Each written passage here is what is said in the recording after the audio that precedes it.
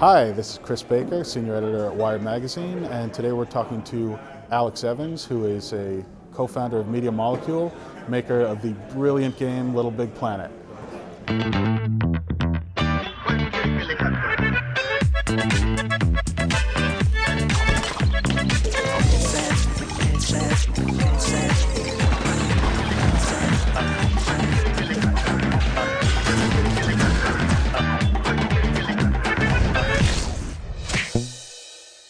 Hi everyone, thanks for coming out on a rainy day. I'm not going to talk that much about LittleBigPlanet. At the beginning I'm going to give a little intro because I don't know how much you guys do or don't know about the game. One of the interesting things about user-generated content is it's an evolving thing, right? So we haven't got there yet with LittleBigPlanet, and I think the games industry and Web 3.0 and Game 9.0 and all those things are still kind of exploring how users can be empowered. And a lot of people, when we were pitching LittleBigPlanet to Sony, who published it, were saying, what is this game? Is it a game even? Is it a sandbox? Is it a linear experience? Who's it for? What's the demographic? All the normal questions. And the more we got through the development, the more confusing that got, because it seemed to work for kids and adults and boys and girls and everyone, basically. And even worse, it's a platform game, but hang on, you can also create stuff with it. And I found it easier to present the game to non-gamers who were less keen to pigeonhole it. Gamers tend to want to know precisely what it is that they're going to get, whereas non-gamers are happy to hear that it's fun and you can make stuff and you can upload it and share it with your friends or the wider community. What we do at Media Molecule, and this is a kind of big part of what I think users are doing increasingly on the web, is communicating visually. So camera phones these days, every laptop these days has a little camera in it. Images are all around. And we decided when we were starting the studio 3 years ago that we would communicate with each other very visually through demos and through video, to the extent that, in fact, rather than presenting to our publisher our work as a checklist of this is what we did this month, we actually ran around the studio with a handy cam and buttonholed people, and I've got some of that footage to show of just like us rambling to camera, getting excited about what we were doing. And this was the first thing that we ever created, and we pitched to Sony. This is if you like, the genesis of what became the play part of what we call play, create, and share. Watch the little controller in the bottom left of the screen, because that is the only input. There are no button presses here. It's only left analog stick and right analog stick. And there's no pre-canned animation. What we did was we wired your exact physical movements to the movements of the character, and see what you think. Going back to my top general theme, user-generated content, it's this massively broad church. A lot of people see it as a narrow thing. They've maybe seen Spore, which is an amazing game in which you go from a sort of single-celled organism all the way through to a complete space-enabled civilization. But in fact, for me, user-generated content started right when games started with games cabinets that got graffitied, or even my favorite is the people who used to write messages like, "Hi, Mum, how are you?" using the 3-character initials on the high score table, and they would get each score in turn in order to send messages. That's user-generated content. And you have games like Populous. My background is from a game company called Bullfrog, which was founded by Peter Molyneux.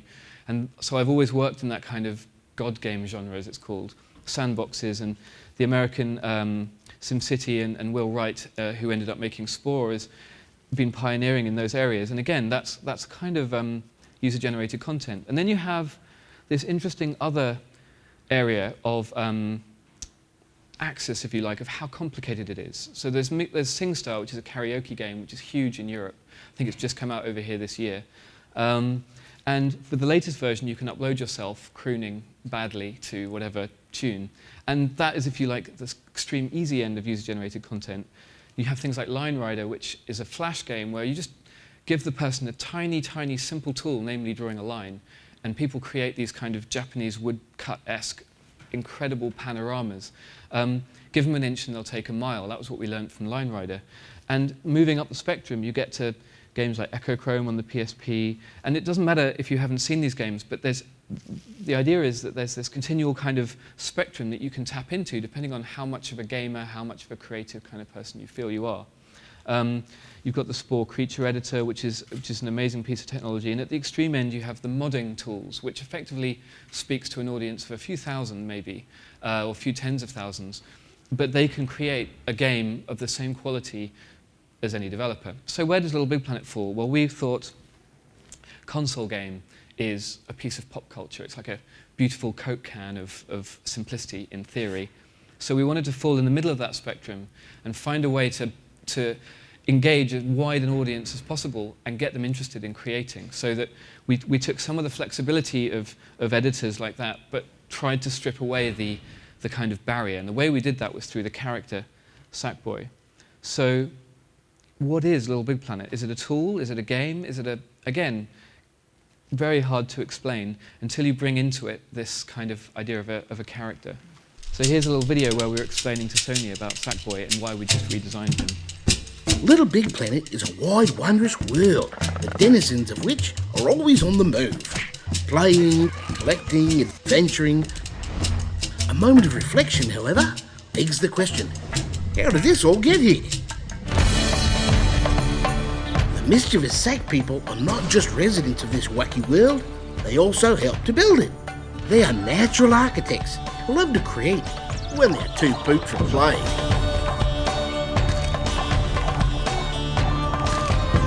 The Sackboy is empowered by his puppet tool, a fascinating adaptation, this seemingly magic wand. Through the puppet tool, Sackboy can get to his goodie bag of tricks. Observe as he pops it and instant goodies. This bag houses many types of cardboard, metal, stone and wood materials, like wood. Each material has its own physical properties. Stone is obviously much heavier than cardboard, and sponges can be gripped, whereas most materials cannot. There are also some rare elements with strange special properties, like buoyant bubbles. This Sack girl is building platforms out of dark matter, which will float indefinitely, as if to say Isaac Newton was full of hooey. Creating objects and shaping shapes is fast and fun, like Michelangelo chiseling away at stone to uncover the David hidden underneath. The Sackboy will carve, scale and rotate his materials to his liking. The most advanced creators will make full use of items in their tool bag. Sack people love to tweak out motors, pistons and propulsion devices, creating some very cool rides. Another one of the wondrous possibilities made possible with the tool bag is the ability to trigger things to move, emitters to shoot, and explosive things to, well, explode. Without supports, items will observe the natural laws of nature, although they can be temporarily suspended in mid-air through the pause command.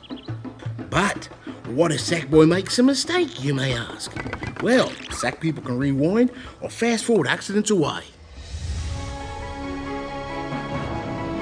In order to create a truly exhilarating experience, an element of danger must be present. Handpicked from the periodic tables of the elements of danger, Sack people can lethalize objects, setting them aflame, charging them full of high voltage electricity, or simply letting out some killer gas. The Sackboy will also make use of pre-made enemies, or whip up some fresh baked ones. It's up to the creator to define the enemy artificial intelligence from aggressive to apathetic, or just downright pathetic. Before it's time to play, final touches are added, including the addition of stickers and decorations. Even using the PlayStation Eye for a special touch of flair. The level is almost complete. Sackboy places his spawn points, starting and ending gates, and checks his hair. Now the fun part.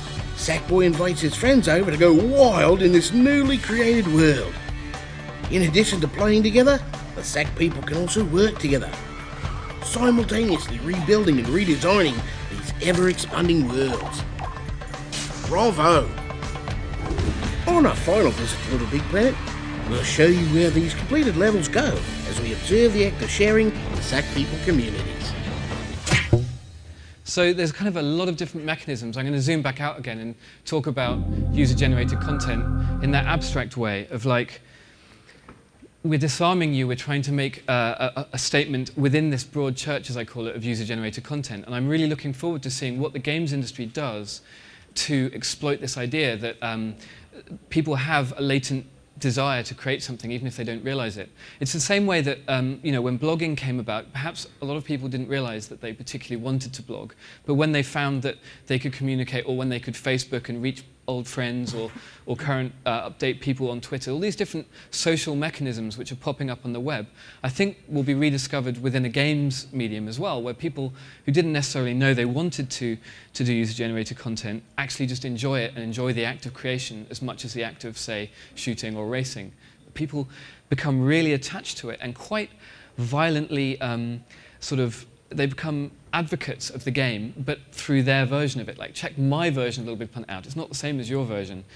And this actually first came up, we didn't realize this until after we had finished the beta trial, where we'd assumed that the content would be pretty ropey. In the same way that YouTube, maybe a fraction of a % of people actually upload content, and the majority of people go there to consume. Well, the same is the case with LittleBigPlanet. However, we were really shocked at the number of levels that went up on the beta trial and the quality of them, especially because they only had a tiny amount of the content with which to create. And so our original plan to ditch all of the beta content was, in retrospect, obviously wrong. But at the time, we said, right, well, we're going to throw that away because obviously it was rubbish. And the community went mental, rightly so. We did a chart because I couldn't convince various people that we should keep the content, and so we did a poll. And interestingly, this included people who didn't take part in the beta trial, which was a very limited experience. And the argument for throwing away the content was this: the hundreds of thousands of people who buy the game on day one want to be the first in. They want to be the Virgin Snow effect of being the first person to make the cool snow angel or make the first level. But no, interestingly,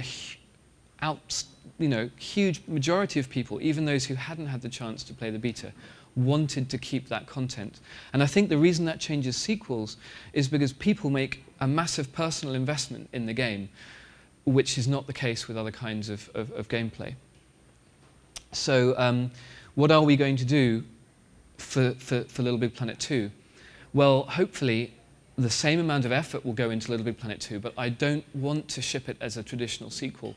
That's not to say we won't. I mean, it may be that down the line that's the route we take. But what fascinates me is finding a way where, if you've spent 100 hours making some, physical website, we call them, some of the levels aren't even fun to play. They're just kind of statements. They're just kind of sandboxes of, this is my bedroom recreated using my iToy photos. And how do we extend LittleBigPlanet without making all of that great work be thrown away? And that's going to be our key strategy, is to expand the game without partitioning the audience. I'm going to show you Funhouse because it's both representative of a user-made level, a good user-made level, but also of the types of levels that you get that we ship with the game.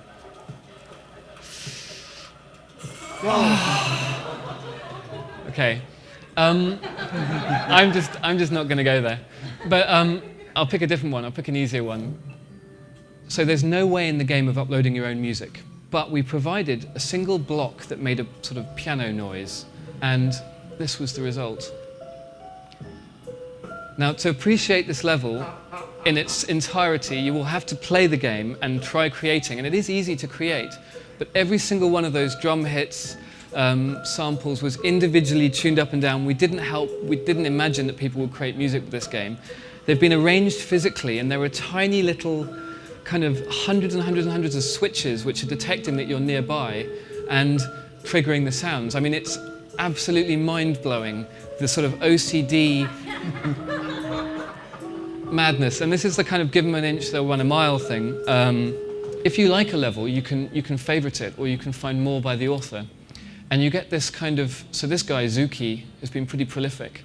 And you actually get a social element to user-generated content, which I think is going to be pivotal to any game that, that builds these kind of ideas. And that's what's changed between the old user-generated content games that I mentioned, things like SimCity, things like Populous, or even things like the shoot-'em-up construction kits of the 8-bit era. They had no means of publication and distribution. And the internet, or in the case of the PlayStation Network, provides that platform for you to broadcast yourself. And that's why I think this is genuinely a new trend and a new thing for games. I really encourage you, if you have a PlayStation, to have a go on this game. Find a friend who has it, buy a copy, even better.